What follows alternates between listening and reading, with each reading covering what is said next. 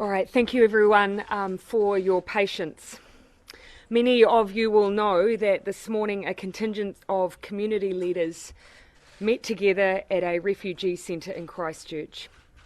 It was an important opportunity for us to share the grief of New Zealanders directly with those who have experienced so much loss. Many of you will have been there and know that the discussion firstly acknowledged that this is not the New Zealand that any of us know. Questions turn to issues of security. The Commissioner has advised that security from the police will continue at mosques throughout New Zealand until it is deemed that there is no longer a threat.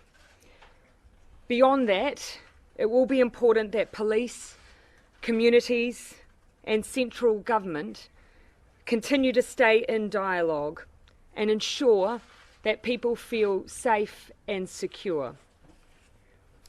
We also visited those who have congregated at Hagley College. Many of those there are the direct friends and family members of those who have lost their lives. There, the concern focused predominantly on the burial process and ensuring that that is kept in line with custom. Police are continuing to liaise directly with family members and are trying to do all they can to meet the expectations of those who were present there this afternoon. I'll share a little more detail on that in a moment. In terms of a further update on details that we have to hand, 39 people remain in hospital and 11 in ICU. Those injured range from young children to the elderly. They include men, women and children, and they were among those who have been both killed and injured. I'd like to give a quick update on the offender who has been arrested and charged. I want to acknowledge firstly that the police responded immediately to the call that they received relating to the attack. The individual charged was in custody 36 minutes from receiving the first call. The offender was mobile. There were 2 other firearms in the vehicle that the offender was in, and it absolutely was his intention to continue with his attack. The 28-year-old male has been charged and remanded in custody to appear in the High Court on the 5th of April.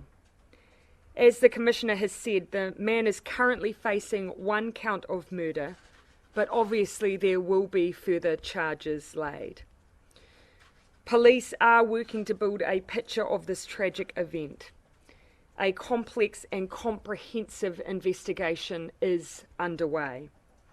The Police Commissioner has already said that he'll look to provide further details to you around that investigation tomorrow. That update will include what has happened with the 2 individuals that you're aware of that were arrested I spoke about earlier today. Just coming back to the issue of the burial of victims, I know that this is a key concern for members of the community. Deputy Commissioner Māori and Ethnic Services Wally Homaha has travelled to Christchurch. He was there with us at Hagley College, alongside 15 additional ethnic liaison officers who are working to support the community.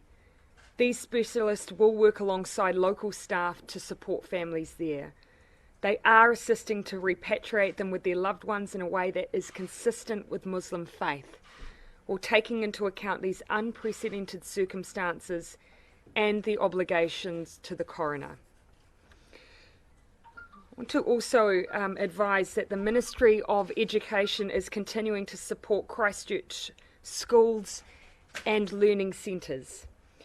A ministry trauma team was mobilised yesterday and further resources are being considered as necessary. Communications will go out today to principals and early learning centres leaders in Christchurch about how to access support.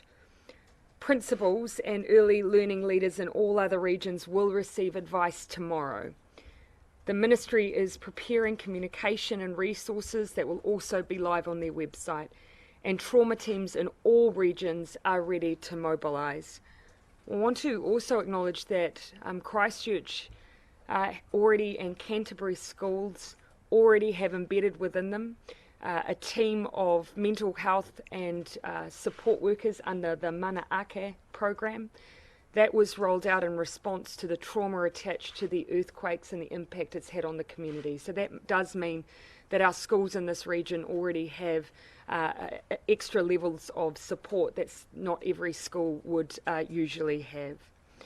Look, at this time, I am happy to take any questions that you may have, acknowledging that at the conclusion of this press conference, I will be travelling to the hospital. I will not be taking a contingent to that meeting. Our intent is to try and ensure that medical professionals are able to focus on the work that they're doing. Do you think that two police officers should be recognised for their heroism in some way? Yes. Obviously right now the recognition is coming directly from members of the public who have seen that their response. They weren't here in the building today. I certainly asked after them, and I have asked the area commander to pass on the thanks of all New Zealanders. They were rural community cops, I understand, from Lincoln, who were present here and who, for anyone who's seen the footage, put New Zealand first.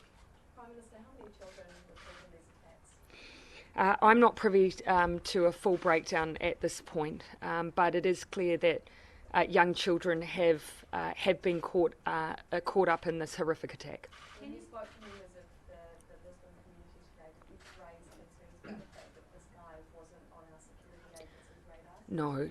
No. The concerns that were raised with me primarily focused on support for families, what might be able to be provided in the future, given that many of these individuals were the primary source of income. And as you will have heard, I provided as much reassurance as I could on that. At Hagley Park, the number one focus really was on identification of those who are still in the mosque, the timeline for when those individuals will be removed from the mosque. The moment police, their hope is that they will have all bodies removed by the end of the day. And of course, as I said, the burial process. That's an incredibly important part of the Muslim faith. And police are familiar with that. They know that. They do, unfortunately, here have experience with expediting victim identification, and that's experience they are now using. Jessica.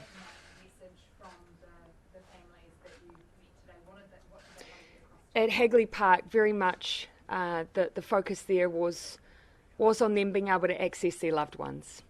Front of mind for them, of course, is fulfilling their religious expectations, and that is burial. And so that was top of mind there. In Hagley Park, at the meeting at the refugee centre, their community leaders shared the same sentiment that has come through from New Zealanders generally, that this is not the New Zealand they know. This is not the New Zealand that has welcomed them, and that it's not a reflection of the New Zealand they know. And that sentiment came through very strongly. Prime Minister, what's it like knowing that you're in the same building as the man who allegedly carried out this attack? I'm also in the same building as the people who are bringing him to justice. What did you tell the families who are distressed at not Yep. knowing whether or not their family members are? My focus was providing whatever timelines we currently have available to us, and that includes that the police are working to bring those bodies out by the end of the day. That is their hope. I'm told they're making good progress. Obviously, there's another process that kicks in. Of course, the coroner is involved. It requires pathologists as well, and all of those who are in each of those roles know just how important it is to families for them to be reunited with their loved ones as quickly as they can. So simply laying out that process was my focus. Police are still there. Wally Homaha and the ethnic liaisons, they are still on site. They will remain there alongside Red Cross to work with families and the families, the victims of the families. Do you think that there will be access for those families to benefits over and above what is currently available through work in income for things like burial? Actually, the support for families for things like burials comes through ACC predominantly, is my understanding. It is a higher package of support, given the circumstances under which these individuals lost their lives. And so I laid out to them that would be available to them. For those also who have lost spouses who may have been the form of support and income, where there are dependents, there is also weekly compensation on an ongoing basis available to families. What's key is that we provide individuals on the ground who can work with individual families to make sure that they are receiving their entitlement as quickly as possible. So that will be facilitated more quickly than the normal process, do you think? Certainly, my expectation is that we will have agencies on the ground trying to facilitate that as quickly as possible. I've already spoken with the Minister of ACC. They are already mobilising. One of the things that we're anticipating is needing to provide those who can work proficiently across a range of languages and embedding them within each of the agencies. But I've asked the community to try and help us support us in that work. There was mention of the need for a replacement space for prayer in the city. Yes. What can central government do, or might you look at in that regard? That's a mantle that I think that at local government level has been taken up by the Mayor.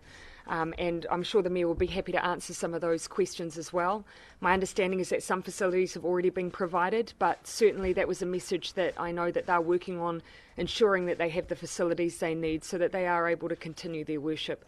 And my understanding is that that's been taking place already. Some residents have asked questions about the helicopter presence around town today. Is that something they should be concerned about? Look, that is essentially police putting front of mind, giving assurance to the residents here that their safety is their number one priority. Yes, there is a helicopter in the air. There is, as I say, and it's the same as it was this morning, there is a prime suspect and perpetrator of this attack, but the police are ensuring that they include an investigation to give assurance that there are no ongoing threats to the people of Christchurch or New Zealand. That is a complex piece of work that the Commissioner will be in a position to update you on again tomorrow.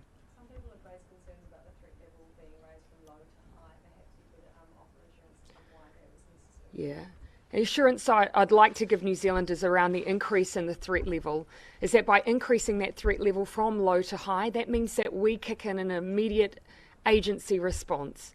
It means that we leave nothing to chance. Yes, we appear to primarily be dealing with one primary perpetrator, but we want to make sure that we don't take anything for granted in ensuring New Zealanders' safety.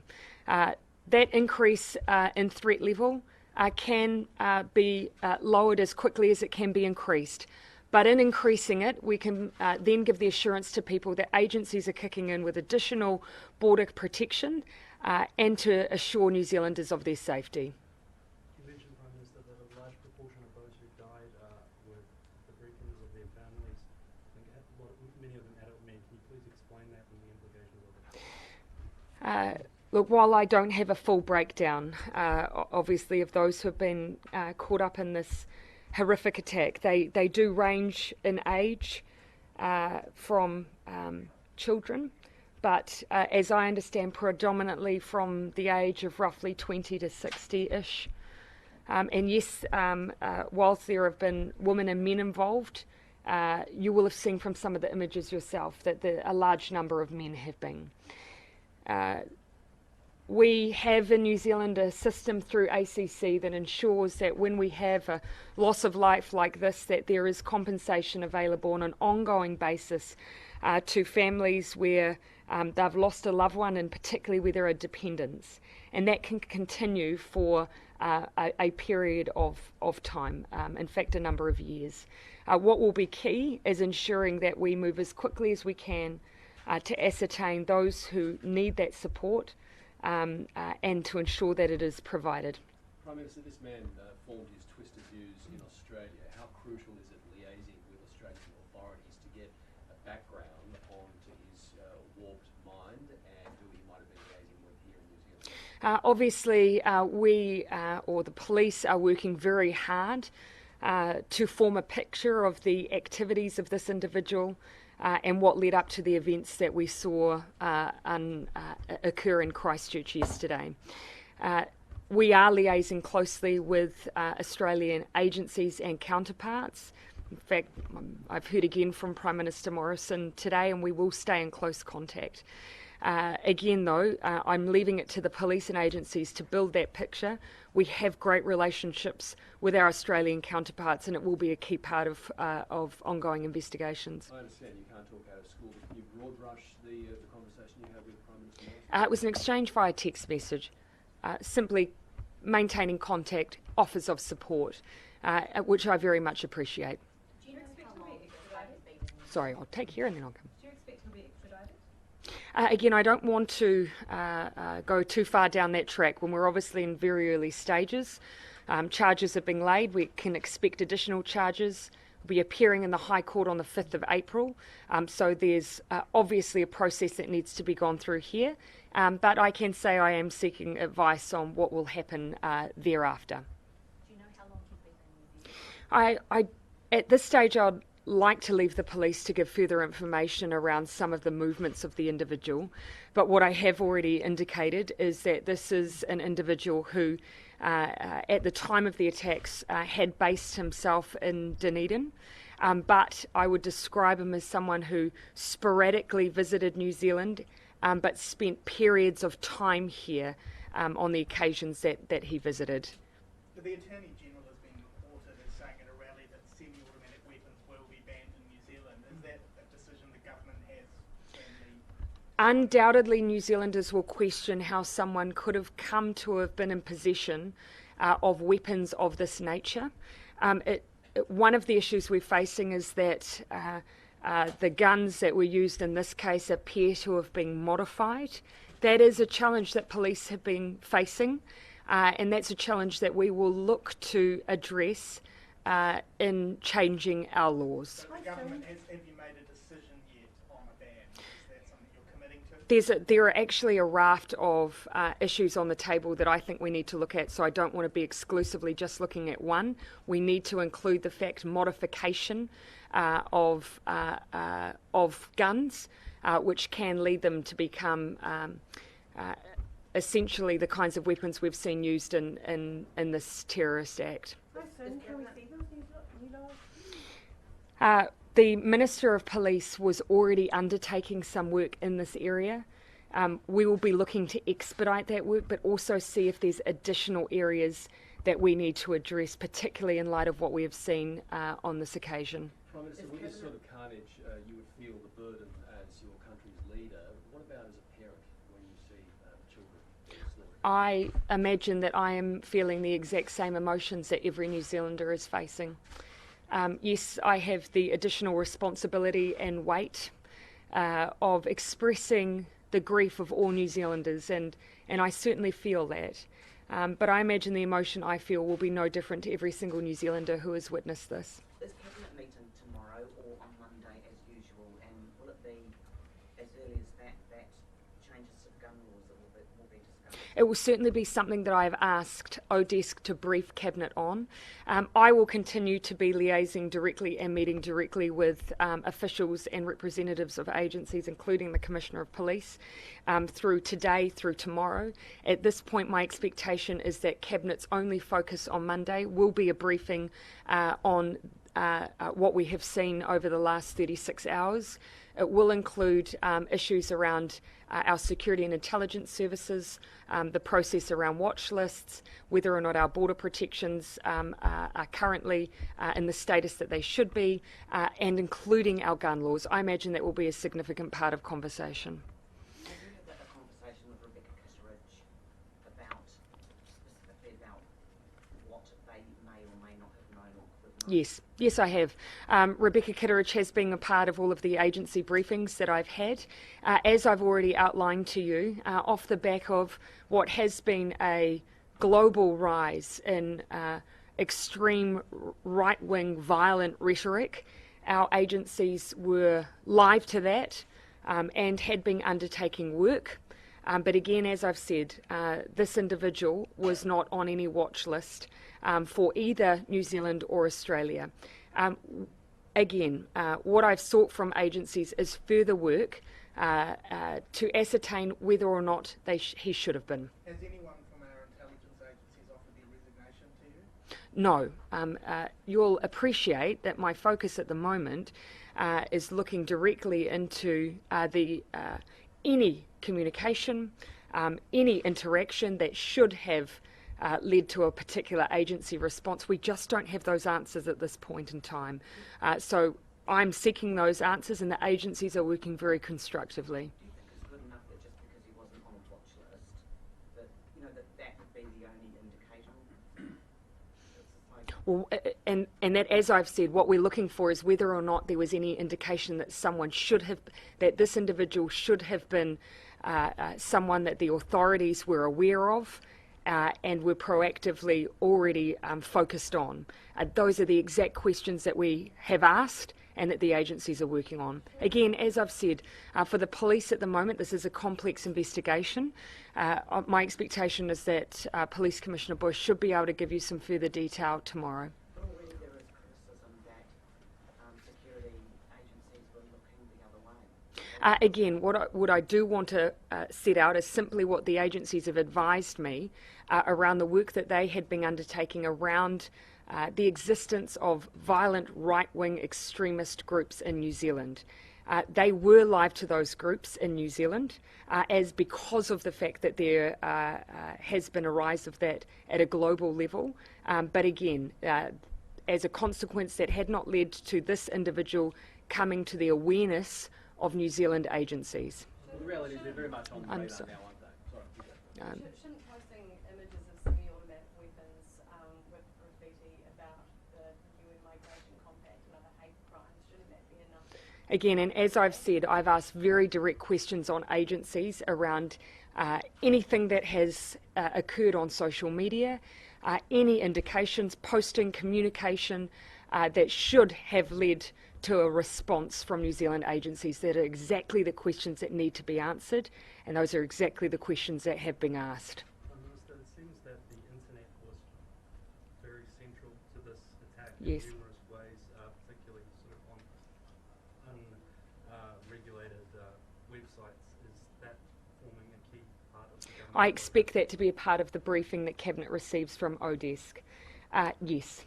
There has been another man charged in relation to this. It's fair to say this group is very much on the radar, if not actively working on this plot, and at least spreading hate speech online, and charges have been offered against one of those individuals. It's fair to say a lot of these individuals are now under the microscope. Again, I want to highlight that there is at this point a primary perpetrator here who obviously has been arrested and charged. This is, however, a complex and ongoing investigation that the police are undertaking. My expectation is that Police Commissioner Bush will give you further updates on the nature of that investigation and any other details tomorrow. I'm simply not privy or able to give those details today. You're not expecting more arrests? Again, I'll leave that for Commissioner Bush. All right, I'll take the last question if I can. No, does anybody else want to? Anyone who hasn't? I have one. Go ahead. My question is, we've received the tip-off that intelligence services may have had the mosque under surveillance. If they have had the mosque under surveillance, will you ask for heads to roll? Again, that's not something that I have been briefed on. Again, as I say, I can respond directly into the individuals in question, and the individual in question was not on a New Zealand watch list, so that should give you an indication of a level of surveillance there. Okay, thank you everyone.